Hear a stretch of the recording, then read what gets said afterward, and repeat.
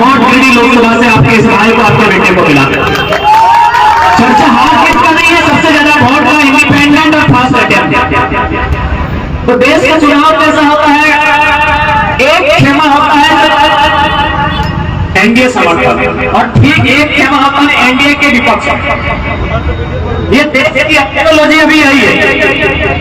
आज बड़ा दुख लगता है, संविधान निर्माताओं ने वोट का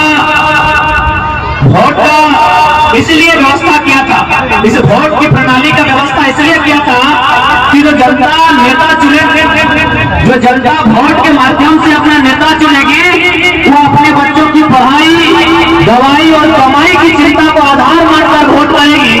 लेकिन बड़ा दुर्भाग्य है कि हम वोट अपने बच्चों के भविष्य को लेकर नहीं करते हैं। हम केवल इसलिए वोट करते हैं कि हाँ ये एनडीए के समर्थक हैं, और हम इसलिए भी वोट करते हैं कि एनडीए के समर्थक प्रत्याशी नहीं है।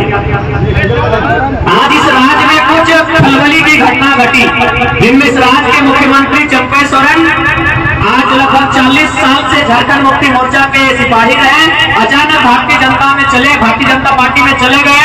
तो बड़ा लोगों ने चर्चा किया, तमाम न्यूज चैनल्स में चर्चा किया, लेकिन असल मुद्दा कोई नहीं जानता। सीधा सा बात है, चंपई सोरेन ने पाला बदला है अपने बेटे बबलू सोरेन के लिए, सीता सोरेन ने पाला बदला है अपनी 2 बेटियों को विधायक बनाने के लिए। मुख्यमंत्री ने किसे विधायक बना, अपनी धर्मपत्नी को गांडे से। अरे उतना तो छोड़िए, आपके तो बागमारा के विधायक, हालांकि अभी सीट खाली हो गया है, ये सांसद बन गए हैं, लेकिन इनको जनता की नहीं, अब इस बात की चिंता है कि टिकटवा अपने अर्धांगिनी को दिलाए कि शरद को दिलाए। क्यों बना था ये लोकतंत्र की व्यवस्था, क्यों हुई थी, हमारे हाथों में वोट की संख्या क्यों मिली थी? क्या मैं गलत कह रहा हूं? अरे नाम ही ले लेते हैं, नाम लेने में डर थोड़ी हमको लगता है।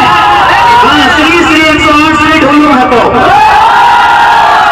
3 बार के विधायक, वर्तमान में धनबाद के सांसद, लेकिन फिर भी इनका वोट नहीं शांत हुआ, फिर भी इनका हर जमाने का वोट शांत नहीं हुआ है। अब ये लॉबी कर रहे हैं कि टिकट या तो इनकी मैडम जी को मिले या इनके भाई को मिले। ये बात मैं जनता को कहना चाहता हूँ, ये बात मैं जनता को कहना चाहता हूँ कि ढोलू महतो 3 बार के विधायक, वर्तमान के सांसद, फिर भी किसकी चिंता है? अपने बच्चों की, अपने बेटी की, अपने भाई की। ये जनता कब चिंता करेगी अपने बच्चों की? ये बीमार जनता कब चिंता करेगी अपने बच्चों की? ये लाचार जनता कब चिंता करेगी अपने बच्चों की? अरे वो 3 बार का चिंता है कि पत्नी को या भाई को टिकट मिले। चंपई सोरेन 25 साल से विधायक, 2 बार मंत्री, मुख्यमंत्री, उसको चिंता है बेटे को टिकट कैसे मिले। हेमंत सोरेन में पिताजी मुख्यमंत्री, वो मुख्यमंत्री, उनको चिंता है उनकी पत्नी को टिकट कैसे मिले, उनको मुख्यमंत्री कैसे बनाएंगे। सबको अपने परिवार की चिंता है। जनता आप ना बेवकूफ हो, आप ना बेवकूफ हो भैया, आपको अपने बच्चों की तनिक भी चिंता नहीं है कि हम अपने वोट का उपयोग ऐसे नेता के लिए करेंगे जो हमारे बागमारा के क्षेत्र में बेहतर शिक्षा की बात करें। हम बागमारा में ऐसे व्यक्ति को चुनेंगे जो बेहतर स्वास्थ्य की बात करे। हम बागमारा में ऐसा नेतृत्व लेकर आएंगे जो बेहतर रोजगार की बात करेगा। एक बात आप सीधा जान लीजिए, बागमारा यदि झारखंड में नौकरी नहीं है, यदि झारखंड में कमाई का स्रोत नहीं है, तो हमको लगता है पूरे भारत देश में नहीं। झारखंड की मिट्टी, झारखंड हमारा सोना, झारखंड माने इस मिट्टी के ऊपर धान, इस मिट्टी के ऊपर गेहूं, इस मिट्टी के ऊपर साग सब्जी, इस मिट्टी के ऊपर मड़वा, बाजरा, मकई, यानी इस मिट्टी के ऊपर फसल होता है। तो मिट्टी के नीचे कोयला भी मिलता है। ये झारखंड, ये झारखंड कहीं यूरेनियम मिलता है, कहीं थोरियम मिलता है, कहीं ब्रोमाइड मिलता है, कहीं बॉक्साइट मिलता है, तो कहीं माइका। लेकिन उसके बाद में वो झारखंड की समस्या का समाधान नहीं हुआ है। इसका कारण हम लोग, जनता भी दोषी है, क्योंकि हमें इस राज्य की चिंता नहीं है। हमें इस बात की चिंता है कि दिल्ली में सरकार किसकी बनेगी। हमें इस बात की चिंता है कि यहाँ के सांसद कौन बनेंगे, लेकिन हमें इस बात की चिंता नहीं है कि सांसद या विधायक हम ऐसे लोग जो हमारे जीवन के साथ खड़े रहेंगे। इसलिए आज एक नई ऊर्जा के साथ, नए विचारों के साथ, नई सोच के साथ झारखंड की राजनीति में आए हैं। आशा रखते हैं कि आपका प्यार मिलेगा, आपका आशीर्वाद मिलेगा, मिलेगा, ये अभिलाषा लेकर आएंगे। निराश मत कीजिएगा। बहुत नए लड़के हैं, राजनीति को हम लोग जानते नहीं थे, बस किताबों में पढ़ते थे।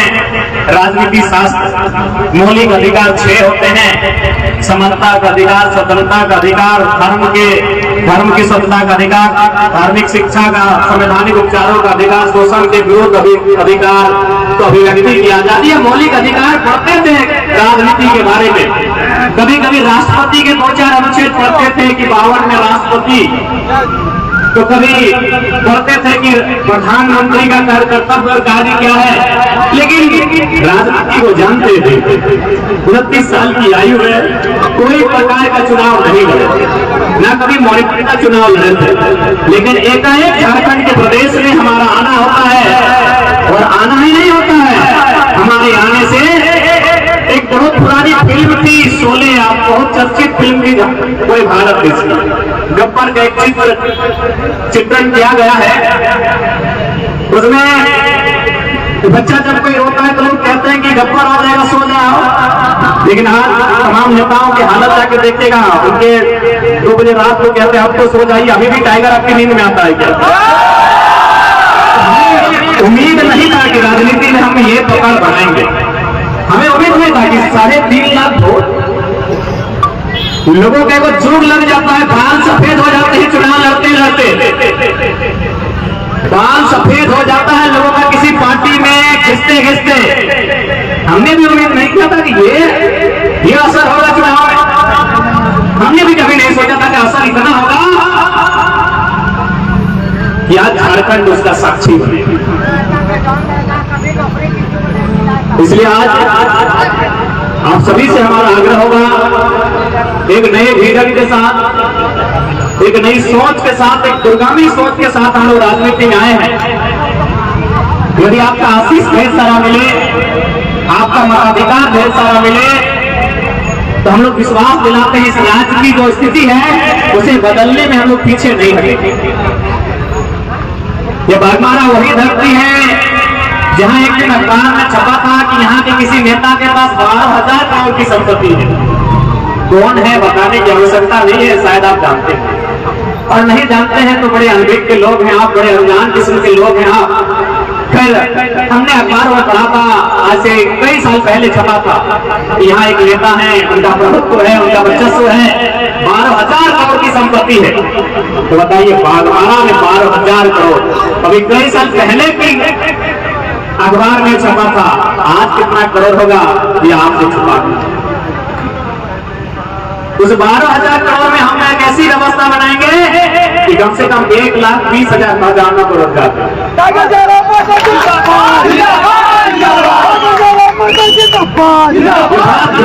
की बात है, और खासकर गिरिडीह लोकसभा की बात कीजिए या धनबाद लोकसभा, क्योंकि भले ये गिरिडीह लोकसभा है लेकिन यहाँ पर धनबाद के भी सांसद गए दोनों, कौन सा भतीजा लोग हैं बताइए, दोनों एनडीए के सांसद हैं। और एनडीए अभी क्या बात करती है, एनडीए का विचार क्या है? एनडीए यानी भाजपा, भारतीय जनता पार्टी का दर्शन क्या है, राजनीतिक दर्शन क्या है? क्योंकि यहाँ मुझे लगता है दुकानों में जितने भी हमारे अभिभावक हैं भारतीय जनता पार्टी के समर्थक हैं, बस भी पढ़े लिखे, क्योंकि व्यवसायी है तो पढ़े लिखे हैं, तो जितने भी व्यवसायी वर्ग के लोग हैं, आप हमारे अभिभावक जितने भी हैं, मोटामोटी आधे से ज्यादा भारतीय जनता पार्टी के समर्थक हैं, और आप पढ़े लिखे लोग हैं क्योंकि आप व्यवसाय से जुड़े हैं, और आप भाजपा के समर्थक हैं। तो आपको भी मालूम है कि भाजपा का राजनीतिक दर्शन क्या है। भाजपा का राजनीतिक दर्शन है रामराज। चलिए ठीक है, रामराज भाजपा का राजनीतिक दर्शन, अच्छी बात है। तो राम राज का मतलब क्या है? क्या राम अपना जो शरीर उनका त्रेता युग में जिस प्रकार से राम का चित्रण किया गया है, क्या राम के बारे में जैसा हमें बताया गया है, क्या राम शरीर ऐसे हमारे भी जाएंगे? क्योंकि भारतीय जनता पार्टी राम के जीवन दर्शन को स्थापित करना चाहती, राम राज को स्थापित करना चाहती है। तो मेरा प्रश्न है, क्योंकि ये भाजपा का गढ़ है जहां मैं खड़ा हूं, विचारों से हम में आप में असहमति हो सकती है, लेकिन हम इसी देश के नागरिक हैं, इसी राज्य के लोग हैं, तो थोड़ा बात करना चाहिए हमें। क्या उनका मकसद है? राम राज। पर राम राज होगा कैसे? क्योंकि मैं दोनों सांसदों का कृत्य बता रहा हूं, ये धनबाद के सांसद का भी कृत्य बता रहा हूं और गिरिडीह के भी सांसद की कृत्य बता रहा हूं। गिरिडीह के सांसद डुमरी विधानसभा में गांव आता है, वहां कुछ लोग कहें कि ट्रांसफार्मर खराब हो गया है, तो उन्होंने कहा कि आप जनता को वोट ही नहीं दिया है, बताइए ये लोग राम राज को स्थापित करेंगे? के सांसद भी नहीं करके गांव है, वहां यही मामला था, एक ट्रांसफार्मर का मामला था, इन्होंने भी यही कहा कि आपके वोट से हमको वोट नहीं आया। अरे जो लोग नफरती इंसान है, जो लोग जनता वोट नहीं दिया उस जनता से नफरत करने सिखाती है, बताइए जिसने सबरी के जूठे बैर खाए थे उस राम राज की स्थापना ऐसे सांसद करके देंगे कि राम राज की स्थापना करेंगे? अरे वोट आपको नहीं दिया, जनता है, आते तो अलग बात है। ये चंद्रप्रकाश चौधरी भी जीता हुआ प्रत्याशी है और ढोलो माता भी जीता हुआ प्रत्याशी है, लेकिन ये भाषा सुनिए कि आपके वोट से हमको वोट नहीं आया है, काम नहीं करेंगे, आपका बिजली काट देंगे, तो किसी का लाइन काट देंगे, किसी का पानी काट देंगे, तो किसी का। अरे राम को ऐसा थोड़ी कि जिस धर्म के लोग उनके अलावा बाकी धर्म के लोग भी उनकी आस्था रखते हैं, क्योंकि राम का आचरण ऐसा है, राम का चरित्र ऐसा है, राम का जीवन दर्शन ऐसा है। बताइए, मैं दो सांसद का उदाहरण दिया हूं, दोनों भारतीय जनता पार्टी एनडीपी है, यही राम का चरित्र है, यही राम का जीवन दर्शन है। अब बताइए, मैं 29 साल का लड़का हूं, उतना समझ नहीं है हमें, आप हमसे अनुभवी हैं, उम्र में बड़े हैं। हाँ चलो आप लोग भी बताइएगा, क्या राम का यही दर्शन है?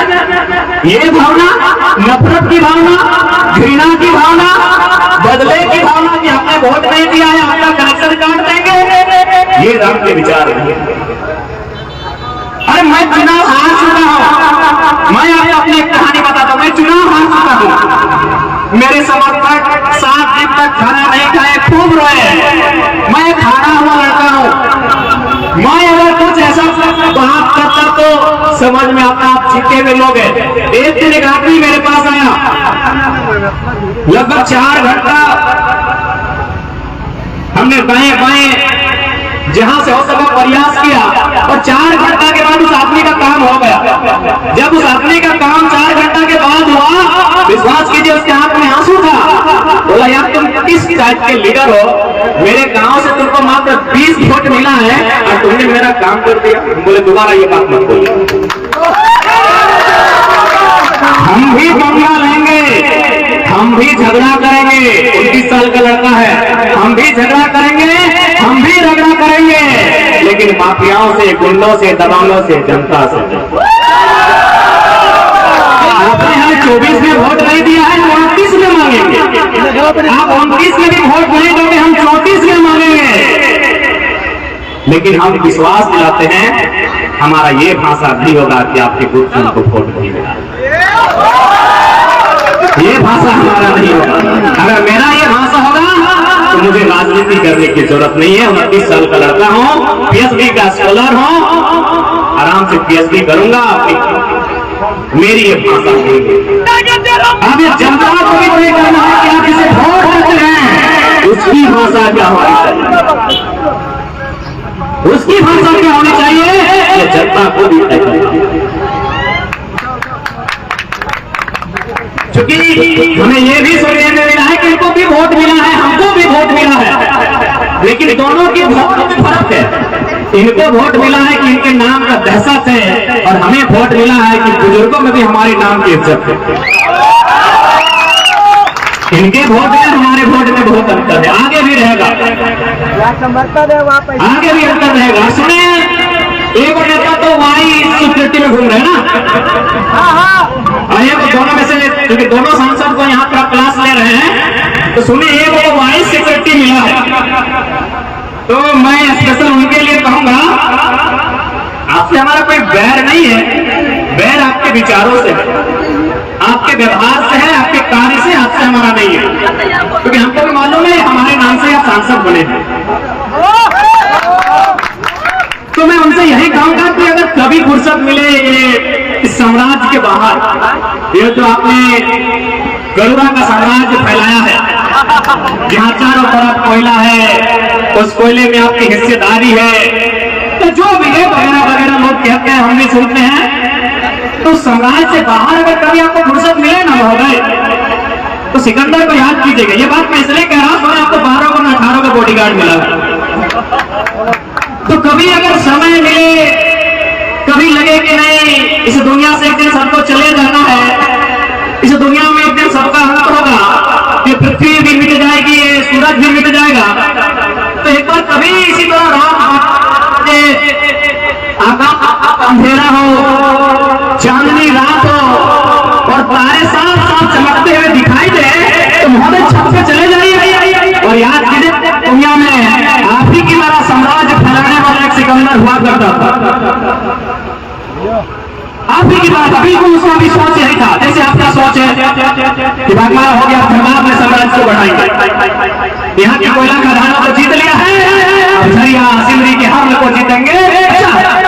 तो कभी सिकंदर को याद कीजिएगा, उन्होंने भी पूरी दुनिया को जीतने का लक्ष्य बनाया था, लेकिन जब 33 साल की आयु में जब वो मृत्यु शैया पर बैठ गए, मात्र 33 साल, 33 ईयर्स, 30 और 3, मात्र 33 साल में एकदम बेड में आ गए। कौन? सिकंदर। तो अपने कुछ लोगों को बुलाया और कहा कि जब मैं मर जाऊं तो एक काम करना, मैं जब मर जाऊं तो एक काम करना, मुझे कांधा देने वाला एक भी कोई मामूली आदमी ना हो, मुझे कांधा देने वाला हर एक आदमी हाकिम बनना चाहिए। हाकिम का मतलब होता है ऑफिसर, हाकिम का मतलब होता है सेना के सर्वोच्च पदाधिकारी, हाकिम का मतलब होता है बड़े बड़े 30 मार्का।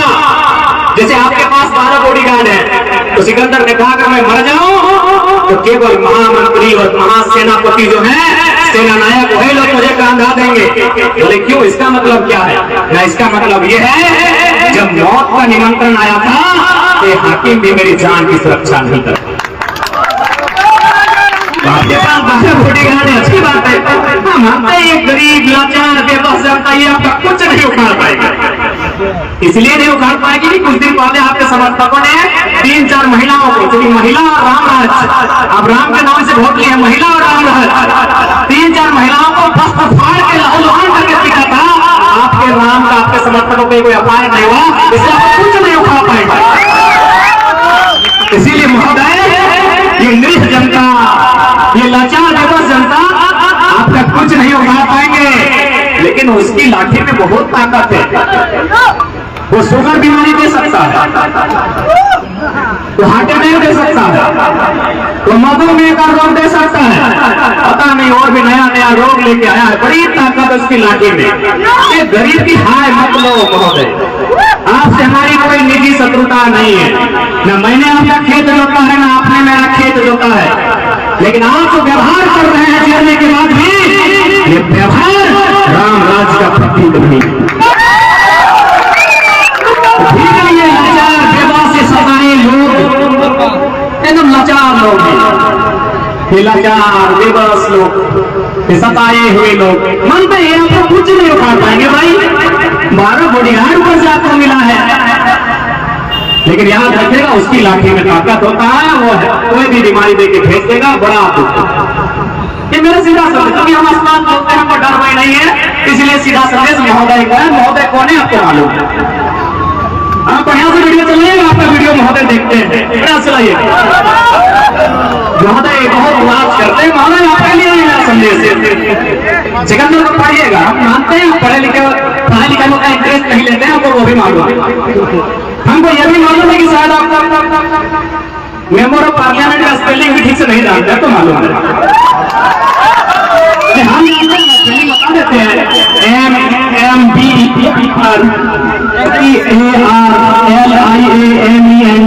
Parliament member of member of parliament MLA MEMBER member L legislative LEGISLATIV legislative assembly ASSEMBLY member of legislative assembly. हमको मालूम है आपका स्पेलिंग नहीं मालूम है, लेकिन फिर भी जनता ने चाहा है, हम कौन होते हैं, जनता ने आपको जिताया है, अच्छा बात है। लेकिन एक बात कहेंगे, ये गुरूर ठीक नहीं है, ये अहंकार ठीक नहीं है, ये दर्द ठीक नहीं है, ये घमंड ठीक नहीं है। एक दिन सबका दूर हो जाता है। जनता ने चुना है, जनता का मान रखे। अकेले इतना करोड़ों को क्या करेंगे बताइए, कहाँ लेके जाएंगे? अगर आप नहीं, इसीलिए बोले तो पढ़ाई लिखाई कीजिए। कोरोना के बारे में आप नहीं जानते, कोरोना के बारे में थोड़ा पढ़िए, स्पेन और इटली की कहानी पढ़िए। महोदय आप स्पेन और इटली की कहानी पढ़िए, कोरोना में क्या हुआ था। पढ़े लिखे भाई लोग, कोरोना में क्या होता मालूम है दीदी लोग? कोरोना के काल में जब लोग इलाज नहीं कर पा रहे थे तो स्पेन और इटली के लोग सारा डॉलर जो लोग बोलते हैं ना, सारा पैसा रोड में उड़ा दिया। उन्होंने यही कहा कि जो पैसा हमारी बीमारी का इलाज नहीं कर पाएगा वो तो हम किस काम का। तो इसीलिए महोदय से कहेंगे, ये प्रकृति की गर्भ में बहुत कुछ छुपा है। कब कौन सी महामारी आ जाए, कब कौन सा प्रलय आ जाए कहना मुश्किल है। बेईमानी शैतानी वाला काम मत कीजिए, दया धर्म का काम कीजिए। मंदिर बनाए हैं, दया धर्म का काम कीजिए, दया धर्म का काम कीजिए। बताइए, महिलाओं को आपके समर्थन मान करते हुए ठाए नहीं होता है। हम रामराज की बात करते हैं तो आश्चर्य लगता है। खैर आपके समर्थक भी भाई आपको भगवान ही मानते हैं, माने एक दिन ये चश्मा टूटेगा, उनको भी पता चलेगा कि त्रेता युग के राम का जो जीवन दर्शन है, इन लोग हमको लगता है उनका कोई वो अध्याय नहीं पढ़ा। देखो श्लोक, हाँ पंडित जी ठीक बोले हैं, बाबा जी ठीक बोले, वो श्लोक नहीं पढ़ा होता। अगर पढ़ा होता तो कम से कम ये भावना नहीं होती, ये भावना नहीं होती। एक मेरा संदेश स्पेशल थोड़ा सा महोदय को दे दीजिएगा, क्योंकि वो भी शोषितों की बात करते हैं, दलितों की बात करते हैं, पिछड़ों की बात करते हैं महोदय। इसीलिए मैं उनके संदेश दूंगा महोदय को। नेल्सन मंडेला एक शख्स हुआ करते थे, ई रोडवा में जाइएगा 2 किलोमीटर तक उनका जमीन है, तो सब गरीब ऐसा ही हो। अच्छा मजा के गरीब का बेटा कौन सा मापदंड है? अरे आप किस स्तर में नापते हैं गरीब के बेटों को भाई? क्या बोलते हैं गरीब का बेटा है?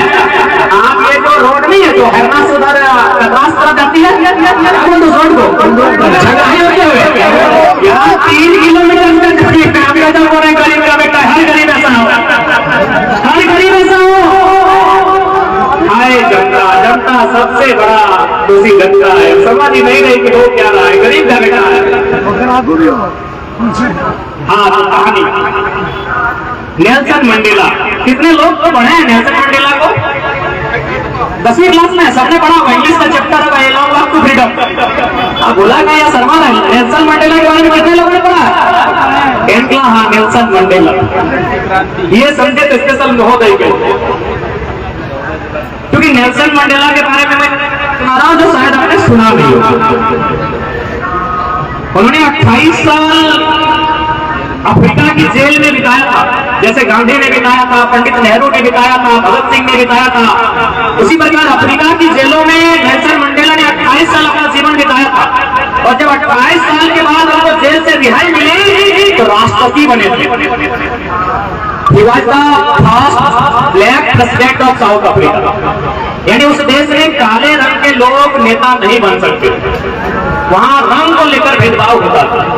नेल्सन मंडेला ब्लैक कलर के थे, वो 28 साल जेल में रहे और अफ्रीका का, साउथ अफ्रीका का राष्ट्रपति बने। तो राष्ट्रपति बने, जैसे सांसद है, सांसद है, 12 को पुलिस है, 18 को एसएसपी इनका पीछे है। तो राष्ट्रपति किसी होटल में भोजन कर रहे थे, जैसा महोदय के पास बॉडीगार्ड है, उनके पास भी बॉडीगार्ड था। अभी तो सांसद हूँ, राष्ट्रपति है, कितना फर्क है सोच लीजिए। तो अचानक की नजर एक टेबल पर पड़ी, किसकी नजर? नेल्सन मंडेला की। मंडेला की नजर जब उस टेबल पर पड़ी तो उसने देखा कि कोई जो अकेले भोजन कर रहा था और राष्ट्रपति के टेबल में लगभग 2-3 दर्जन लोग, ज्यादा ही लोग होंगे। तो उसने कहा कि उस शख्स को बुलाओ, मेरे साथ बैठ कर भोजन करेगा जो अकेला है। वो आदमी जो अकेला था राष्ट्रपति के टेबल के बगल में बैठ गया। एक साथ राष्ट्रपति और उस व्यक्ति ने भोजन किया, लेकिन जब वो राष्ट्रपति के सामने भोजन कर रहा था वो व्यक्ति कांप रहा था। जब उस व्यक्ति ने भोजन किया वो व्यक्ति तो चला गया। तो राष्ट्रपति के सलाहकार ने पूछा कि सर, जब वो अकेले था तो ठीक था, जब वो अकेले था तो मस्ती से भोजन कर रहा था, लेकिन आपके सामने इतना डर क्यों रहा है? आप तो राष्ट्रपति हैं, आपके सामने कैसा डर? तब मंडेला ने कहा, सुनो एक घटना बताता। जब मैं 28 साल जेल में था ना, ये व्यक्ति उस जेल का जेलर था। ये मुझे मारता था, ये मुझे पीटता था और मेरे जख्मों में कभी कभी नमक और कभी कभी पेशाब कर देता। और आज ये सोच रहा है, आज तो मैं राष्ट्रपति हूँ, आज ये सोच रहा है कि इसने जेल में जो व्यवहार मेरे साथ किया था मैं वही व्यवहार इसके साथ करूंगा, ये सोच रहा है, इसीलिए थर कांप रहा है। लेकिन नेल्सन मंडेला बदला लेने के लिए नहीं, 300 साल बाद अफ्रीका का राष्ट्रपति बना है बदलाव लाने। ये संदेश दीजिएगा महोदय को कि मंडेला को थोड़ा पढ़िए। हालांकि पढ़े लिखे कम है, लेकिन फिर भी पढ़ने की चेष्टा करें। इतना सलाहकार है जो ये आइडिया देता है कि कौन माइंस में कहाँ कितना पैसा है, कौन फैक्ट्री में कहाँ मिलता है, तो थोड़ा सा सलाह दे इनको कि मंडेला कौन थे, मंडेला का विचार क्या था, थोड़ा तो पौधे बोलिए, आकाश से थोड़ा बोलिएगा महोदय को पढ़े। और जनता आपसे कहेगी, आपसे यही कहेंगे कि आज किसी की बात कीजिए, जयप्रकाश चौधरी की बात कीजिए, ढूलू मार, मैं तो ही लोगों का यहाँ नाम लेना, मैं तो ही का बात करता। जयप्रकाश चौधरी जी अब अपने बेटे के लिए टिकट मांग रहे, जैसा सुनने में आया, और ढूलू मार को भाई के लिए मांग रहे, आपको भी मालूम।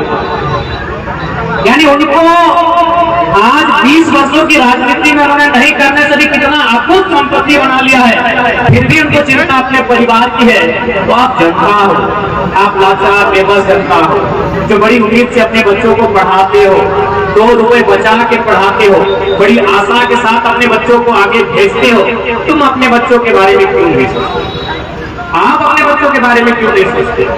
तो 3 बार का विधायक, वो सांसद, वो मंत्री रहा आदमी, अपनी बीवी के बारे, अपने बच्चों के बारे में सोच रहा है कि मेरे बाद उसको टिकट मिले, हम दोनों नेतागिरी करेंगे, दोनों का पेमेंट 2,91,000 और 2,88,000। आप अपने बच्चों के बारे में क्यों नहीं सोचते कि हम एक ऐसा नेतृत्व चुनेंगे जो मूलभूत मुद्दों की बात है,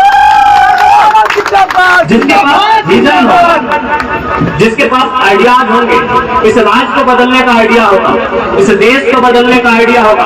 आप क्यों नहीं सोचते? ये बात कहेंगे बात,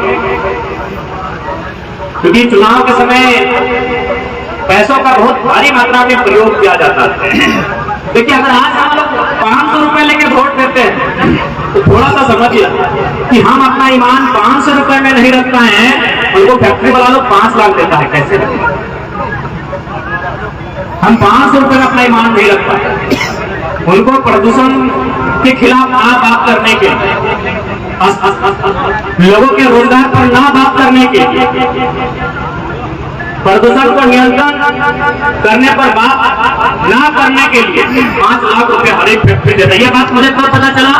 रांची में मेरा एक कार्यक्रम था, 2 उद्योगपति मेरी गाड़ी में बैठे और लगभग इतना पैसा था उनके हाथों में, मुझे, क्योंकि मैंने आज तक कभी उतना पैसा देखा नहीं है, इसीलिए गिनती में कितना था मुझे आइडिया नहीं, शाम का समय झूठ नहीं कहेंगे, गिनती में वो 10 लाख था, 20 लाख था, 15 लाख था, मुझे आइडिया नहीं, लेकिन क्योंकि मैं बचपन से पढ़ा हूं, मैंने किताबों के वजन को सहा है, लगभग उस गड्डी का वजन 2 kg। वो आगे की सीट में बैठे और एक व्यक्ति आगे की सीट में बैठा, मैं और मेरा एक रांची का दोस्त हम लोग पीछे की सीट में बैठे और कुछ बात नहीं हुआ, सीधे वो गाड़ी में बैठे और वो अटैची वो बंडल मेरे हाथों में थमाया और बोला, आपको उस मीटिंग में नहीं जाना है जो आप कल जा रहे हैं कंपनी के सामने। मैंने 5 सेकंड का भी लेट नहीं लगाया और उस पैसे को रिटर्न ऐसे करके घुमा के फेंक के मारे और बोला, हम तो जनता चुनाव लड़ाई है, हम जनता के पैसे से चुनाव जीतेंगे। फिर हमसे बोला गया कि देख लेंगे। हमने कहा सुनिए, हम अपनी माँ को बोल के आए हैं कि मेरा गर्दन कोई अमीर काट के ले जाएगा, लेकिन याद रखेगा जिस दिन मेरा गर्दन मेरे धड़ से अलग हुआ उस दिन इस राज का भूगोल और इतिहास दोनों बदल गए। लगभग 11 बजे का रात था, रांची के वो चौक था, 4 लोग उस गाड़ी में बैठे थे, गाड़ी का रंग लाल था, सेंट्रो था कि स्विफ्ट था मुझे आइडिया नहीं, तो पैसा कितना था मुझे ये भी आइडिया नहीं, लेकिन वजन 2 किलो। माइक्रो सेकंड का भी मैंने लेट नहीं किया, उन्होंने जैसे फेंका मेरे हाथ में, हमने रिटर्न फेंक दिया कि रखिए, ये जो भी मुझे मालूम नहीं से रखिए, आप चले जाइए, बोलिए मुद्दा क्या है। हमने कहा आप स्थानीय लोगों को रोजगार की बात करिए, आप अपने प्रदूषण को नियंत्रण करने की बात कीजिए, हम बोलेंगे। तो इसका मतलब है कि लोग जान चुके हैं कि ये लड़का पॉलिटिक्स में आ रहा है। लोग इनकी तरह मुझे पैसा भी देना शुरू कर चुके हैं, जिस प्रकार इनको मिल रहा है। फिर 12,000 करोड़ कहाँ से है, इसी तरह है आपका। और पेपर वाले तो झूठ में लिखो, इतना तो झूठ नहीं होना चाहिए। चलिए 12 की जगह 6,000 करोड़ मांग लेते हैं, 3,000 करोड़ मांग लेते हैं, यानी वो समय मेरे साथ में शुरू होने लगा है। लेकिन विश्वास कीजिए कि टिकने के लिए नहीं आया है, झारखंड की राजनीति में टिकने के लिए आया है। बिल्कुल हम समाज को विश्वास दिलाते हैं। हमने भी कहा कि गुस्सा हमें भी आता है, हमारे गुस्से के प्रकोप को भी झेलना होगा, लेकिन जनता नहीं, ये करप्टेड अधिकारी, ये कंपनियों के ठेकेदार, दलाल, गरीबों का, मजदूरों का खून पीते हैं, हमारा गुस्सा उन्हें सहना है। और हमने तो साफ कह दिया, अगर हम लोग जीत के आते हैं तो जो करप्टेड लोग होंगे उन्हें सारनाथ पारसनाथ की जंगलों में ले जाएंगे गाड़ी में बैठ के, सबसे ऊंचे सराय के पेड़ में बैठाएंगे और वहां से नीचे छोड़ देंगे।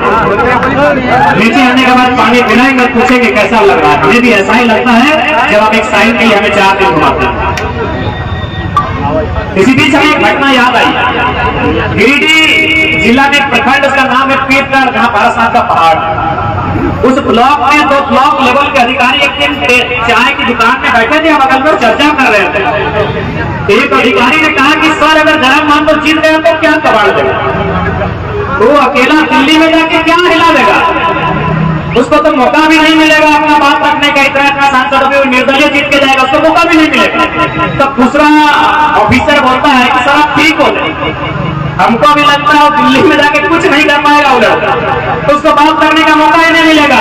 लेकिन सर अगर वो जीत गया ना, तो जहां से गिरिडीह लोकसभा का सीमा शुरू होता है और जहां गिरिडीह लोकसभा का सीमा खत्म होता है, वहां का जो प्रखंड में जो धांधली है ना सर, पटक पटक के साथ सर उसके शरीर में एक पैसा डर नहीं होता, एक पैसा जान का भय नहीं है। तो दिल्ली में क्या करेगा नहीं मालूम, लेकिन पीरगढ़ का प्रखंड में वहां लगा सर। वैसे भी पीरगढ़ पारसनाथ किया, पारसनाथ का गढ़ है सर, तो थोड़ा यहाँ बदलाव पक्का हो। ये मैं नहीं, ऑफिसर में चर्चा है, अगर ये लड़का आ गया तो आज टांगेगा, लेकिन जनता को आग से नुकसान नहीं होगा। उस आग में कौन जलेंगे आपको मालूम। यही चंद्रपुरा में, जैसे आपके यहाँ कोलियरिया चंद्रपुरा में भी एक प्लांट आया था, कोई वहां जो ग्रामीण थे जब उन्होंने रोजगार का डिमांड किया तो कंपनी और ग्रामीण में केस हुआ। केस ऐसे नहीं ग्रामीणों पे होता है, लेकिन वहां के मैनेजर ने बात कहा था, केस हुआ था 1 जून को, 1 जून 2024 को केस हुआ था, और वहां के मैनेजर ने बात कहा था कि 3 दिन बाद वोट का गिनती होने वाला है, अभी केस को आगे मत बढ़ाइए। 4 जून को वोट का गिनती होगा, अगर शाम तक अगर जयराम महतो संसद में पे आ जाता है तो केस को वापस कर देंगे हम भी। अगर वो हार जाता है तो केस को आप तेनू बांट, और यकीन मानिए आप पता कर लिए, चंद्रपुरा बगल में है, शाम का समय है, 1 तारीख को केस होता है, 4 तारीख को रिजल्ट आता है, और वो केस ऑनलाइन रजिस्टर होता है 5 तारीख को जब रिजल्ट आ जाता है। मैंने क्यों कहा था अगर जयराम महतो जीत जाएगा केस को बंद कर देगा, नहीं तो फिर पागल लड़का है, छिट लड़का। तो अधिकारी भी मानते हैं कि अगर ये लड़का सिस्टम में आएगा तो सिस्टम में उथल पुथल होगा, और हम भी मान के चले हैं कि अगर हम लोग आए तो ये पुरानी पॉलिटिक्स को बदलेंगे। उसके लिए आपको एक बढ़िया घोषणा करके हम लोग जाते हैं। आज जो भी आउटसोर्सिंग का मुद्दा आप लोग देख रहे हैं, ये तो विश्वास है कि जिस दिन हम लोग राजनीति में आएंगे आउटसोर्सिंग में किसी नेता के घर लिफाफा करना नहीं जाएगा। वहां एक आम व्यक्ति को रोजगार का सृजन होगा, एक आम व्यक्ति की भागीदारी होगी, ये बात हम लोग निश्चित करेंगे।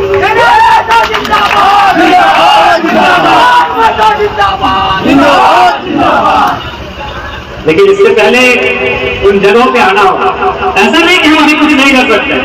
हम जिस दिन चाहें पूरे झारखंड की मैं बात कर रहा हूं, हम जिस दिन चाहें उस दिन सिस्टम को वाट लगा सकते हैं, लेकिन हम चाहते हैं कि इस बार हिंसा का देख लिया उन्होंने कि हम कौन शख्स हैं। 3000 सीआरपीएफ गई थी हमें पकड़ने के लिए, पुलिस हमें छू तक नहीं पाई। गलती से अगर छू लेती ना तो बोकारो में कहां कहां धुआं निकलता मालूम नहीं। विश्वास कीजिए, वो थार गैंग का आदमी क्या बोला मालूम है? लड़का मानते हैं गलत हुआ, मानते हैं पुलिस पे सवाल खड़ा होगा, 2-3 को अधिकारी को डांट भी सुनना होगा, लेकिन ईमानदारी से बोलिए, सांस लीजिए, जान बच गया। अगर जन्म हाथों को अरेस्ट कर लेते ना तो बोकारो का भूगोल बदल जाता। बिल्कुल जिस दिन चाहेंगे इस राज्य को एक दिन में, लेकिन हम हिंसा नहीं चाहते। बोकारो में ट्रेलर देख चुके हैं, वीडियो देखिएगा, वीडियो इंटरनेट में है। एक नहीं 3000 पुलिस फोर्स पड़ी आई थी हमें अरेस्ट करने के लिए। जिस दिन चाहे हमें किससे टकराना हो, वो माफिया रहे, गुंडा रहे, सांसद रहे या विधायक रहे, जिस दिन मेरा मूड खराब होगा हम आर पार कर देंगे। लेकिन हम चाहते हैं भारत संवैधानिक देश है, एक बार सदन में आके देख लेते हैं कैसे काम होता है। जिस दिन चाहे इस राज्य में, जिस दिन चाहे जो भी रहे साथ एकदम सिंगल टकरा जाएंगे। सांसद हुई 12 करोड़ का जमीन निहत्ते टकरा जाएंगे, लेकिन हम चाहते हैं एक बार सिस्टम से बात करें। हम चाहते हैं कि इस बार तलवार की धार से नहीं, गोलियों की बौछार से नहीं, झारखंड को बदलेंगे जनता के मताधिकार से। इसलिए हमें अनुभव से, नहीं तो ये राज्य के लोगों को भी आभास हो चुका है कि इस बार क्या होगा। और मुझे उसने खोज के, नियति ने खोज के ही लाया इसी काम के लिए। अगर विधायक साहब से पढ़ना होता तो देखिए हमारे विश्वास रोज बोलते हैं कि हम चाय पीना चाहते हैं। अरे भाई, आसाम का मुख्यमंत्री है, चाय पीना चाहता है तो राज बहुत बड़ा है। असम के मुख्यमंत्री और साथ में मध्य प्रदेश के पूर्व मुख्यमंत्री दोनों प्रभारी को लिखाए हैं। तो सोच लिए इस बच्चे का कद अपने आशीर्वाद से कितना बढ़ा दिया। अगर हमको मेरा नीति स्वार्थ होता, अभी हम एमपी होते। अभी हम क्योंकि एनडीए रहे चाहे यूपीए रहे, दोनों तरफ से ऊपर था, तो मालूम है कि कौन जीत रहा है। अगर हमको नीति स्वार्थ होता तो हम एनडीए चाहे किसी साइड से टिकट लेके एमपी होते। लेकिन हम इस राज्य की तो दबी हुई आवाज, जो शोषितों की आवाज है, तो गले में आके रुक जाते हैं।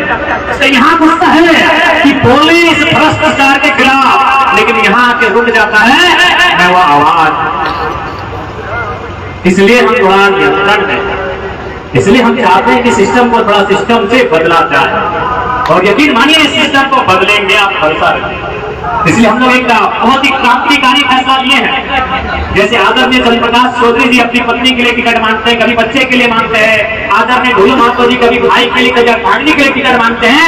हमने एक नया डिसीजन ही लिया है कि हमारी पार्टी से जो एक बार विधायक सांसद कुछ भी बनेगा, उसके ब्लड प्रेशर में कोई टिकट नहीं दिया। हमारी पार्टी में झारखंड लोकतांत्रिक क्रांतिकारी मोर्चा में, झारखंड लोकतांत्रिक क्रांतिकारी मोर्चा में अगर अरविंद बाबू विधायक बनते हैं कभी, हम पूरे विश्वास के साथ कहते हैं इनका बेटा, इनकी बेटी, इनकी पत्नी कभी टिकट का भुगतान नहीं।